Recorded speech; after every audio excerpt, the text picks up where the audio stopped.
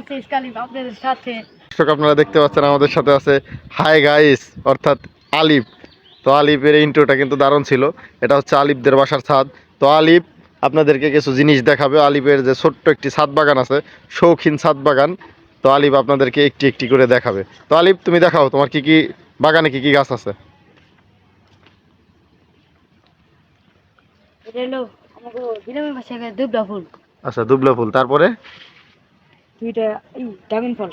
আপনারা দেখতে পাচ্ছেন এখানে কিন্তু দুটো ড্রাগন গাছ আছে। তো গাছ দুটো আমি অনেকদিন যাবতই দেখতেছি, তবে গাছ মোটামুটি বড় হচ্ছে বলা যায়।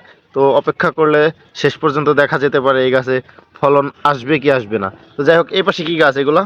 এটা হলো এটা হচ্ছে গাছটা আমার যখন কিনছে তখন মনে থাকে না। তো এই গাছটি হচ্ছে আলিফ নাম জানে না, তো নাম না জানার কারণে আলিফ বলতে পারলো না। এই পাশে আছে হচ্ছে একটি অ্যালোভেরা গাছ, কিন্তু কালারটা ফ্যাকাশে হয়ে গেছে। তো এই পাশে আরও একটি গাছ আছে যে গাছটা আলিফ নাম জানে না। এই গাছটা অনেক তরিতাজা, তো বড় গাছ। তো এই গাছেরও নাম আপনারা যারা জানেন তারা কমেন্ট সেকশনে জানাবেন। এই পাশে আছে হচ্ছে একটি ফণি মনসা টাইপের গাছ। তো আরও একটি সুখের সংবাদ হচ্ছে আলিফের কিন্তু আনারস গাছে আনারস ধরেছে, আপনারা দেখতে পাচ্ছেন। তো এই আনারস গাছের বয়স কতদিন আগে লাগিয়েছিলি? মেলা কত বছর? 4-5 বছর তাই। অনেক দিন যাবত কিন্তু এই গাছটি লাগানো ছিল আলিপের এখানে। তো আলিপের এখান থেকে কিন্তু ফলন হয়েছে এই বছর। আনারসটা কিন্তু সুন্দর আনারস হয়েছে, আপনারা দেখতে পাচ্ছেন। তো এই পাশে আরও কিছু অ্যালোভেরা গাছ আছে। তো এই গাছগুলোর কালার ফ্যাকাশে হয়ে গেছে।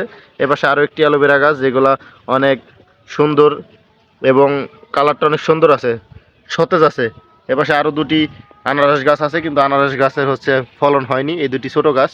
তো গাছ দুটা ঘন হয়ে গেছে একটা টবের মধ্যে, যেই কারণে গাছগুলোর ফলন আসেনি। এপাশে একটি বড় গাছ, যেই গাছে সুন্দর ফলন এসেছে, চমৎকার সুন্দর ফলন। এই হচ্ছে আলিপের ছাদ বাগান। আপনারা সবাই ভালো থাকবেন, সুস্থ থাকবেন। আল্লাহ হাফেজ। আসসালামু আলাইকুম ওয়া রাহমাতুল্লাহ।